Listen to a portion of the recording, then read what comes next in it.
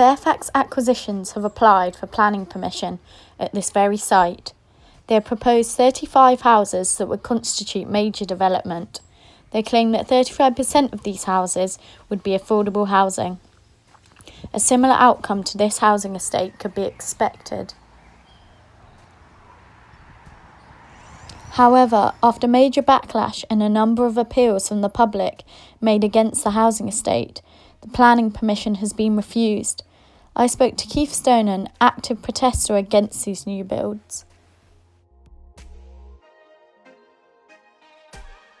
Well, I objected to the Sandy Lane development because mainly, obviously, I love the English countryside, and it's depressing to see it continually developed with no end game. So that's a gateway development, so it might be 35 homes there, but it then opens up the countryside all the way around Hemfield, so you'll end up with a huge additional housing estate, all trying to get back onto roads. There's two roads, there's Church Road and Neptown, that were basically designed about 150 years ago, so they were never meant for the volume of modern vehicle traffic coming through the old village. So it didn't make any sense, and the only reason developers have gone for it is because it's an easy site to develop with no demolishing of existing buildings. So again, it's greed. It's just their way of trying to get a cheap development for maximum profit.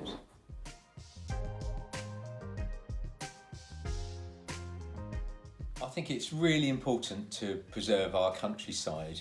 The environment is top of the list and top of priorities for the new generation, rightly so, but it's not just about trying to get plastic out of our oceans and stopping global warming. We have to look much more locally.